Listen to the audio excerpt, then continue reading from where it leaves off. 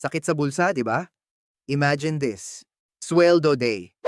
Pagkapasok ng pera sa account mo, feeling mo ikaw na ang pinakamayamang tao sa mundo. Shopping dito, kain sa mamahaling restaurant doon, check out ng lahat ng nasa cart. You feel like a total boss. Isang araw na hari. Isang araw na milyonaryo.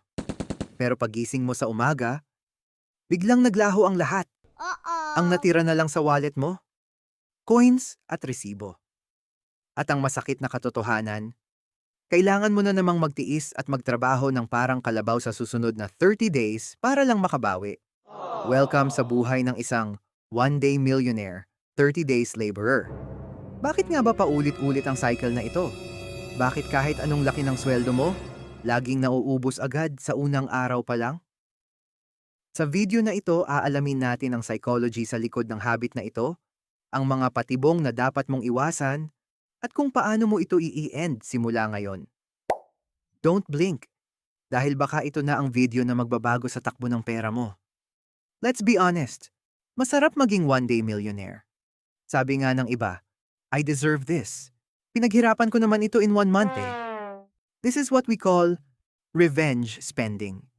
Dahil pagod ka sa trabaho, dahil stressed ka sa boss mo, o dahil pakiramdam mo ay cycle na lang ang buhay mo, ginagawa mong reward ang paggastos. Pagkapasok ng sahod, doon lumalabas ang urge na bumili ng mga bagay na hindi mo naman talaga kailangan. Gusto mo ng kape? Hindi na pwede ang instant. Dapat yung mamahalin na may logo ng sirena. Gusto mo kumain? Hindi na pwede ang lutong bahay. Dapat yung buffet o yung nasa mamahaling mall. Ang tawag ng mga experts dito ay lifestyle inflation. Habang kumikita ka ng pera, bigla ring tumataas ang standard ng gastusin mo.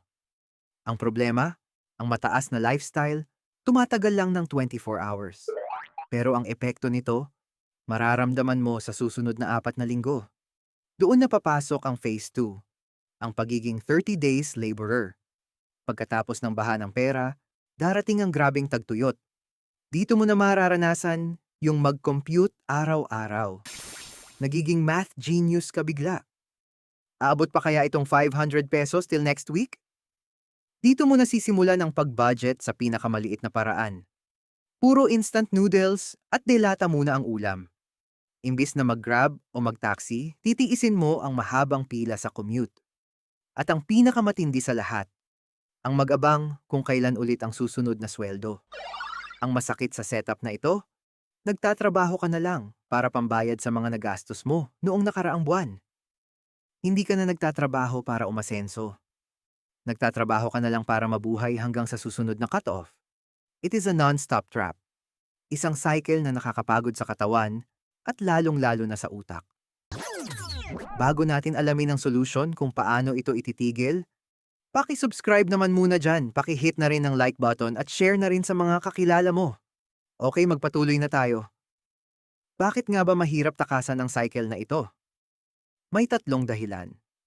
Una, lack of clear goals. Kapag wala kang malinaw na plano sa pera mo, automatic na mapupunta yan sa mga panandaliang saya. Kung walang vision ng pera mo, ibang tao o ibang tindahan ang gagawa ng layunin para dito. Pangalawa, social pressure. Nakikita mo sa social media na nagta-travel ang mga kaibigan mo. Nakikita mo na may bagong gadget ang katrabaho mo. Ayaw mong mapag-iwanan. Kaya kahit hindi pa kaya ng budget, pinipilit nating sumabay para lang may maipost. Pangatlo, delayed gratification deficit. Gusto natin ng saya ngayon agad. Hindi natin kayang maghintay.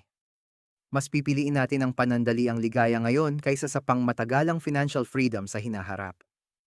Now let's talk about the solution. Paano natin babaguhin ang kwento mo? Paano ka magiging wais sa pera araw-araw, hindi lang tuwing sweldo? Step 1.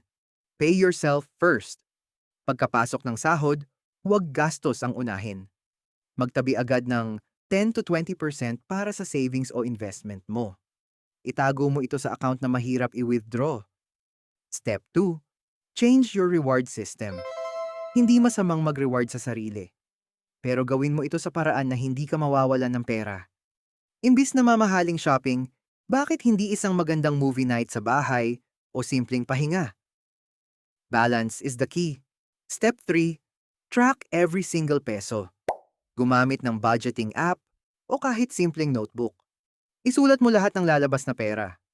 Kapag nakikita mo kung saan napupunta ang barya mo, mas magiging maingat ka sa paglabas ng libu-libong piso. Tandaan mo, ang tunay na yaman ay hindi nasusukat sa ganda ng suot mo o sa dami ng na-checkout mo tuwing sweldo. Ang tunay na yaman ay ang peace of mind na may pera ka pa rin kahit matagal pa ang susunod na cut-off. Huwag mong hayaan na maging alipin ka ng isang araw na karangyaan kapalit ng 30 days na paghihirap. Kung handa ka ng baguhin ang iyong financial life at simulan ng pag-abot sa iyong mga pangarap, i-comment mo sa ibaba ang mga salitang, "Ibre-break ko na ang cycle." Para sa mas marami pang tips tungkol sa pag-iipon, tamang pag-budget at pag-asenso, mag-subscribe ka lang dito sa Pera Goals PH. Sama-sama nating abutin ang iyong mga financial goals. See you sa susunod nating video.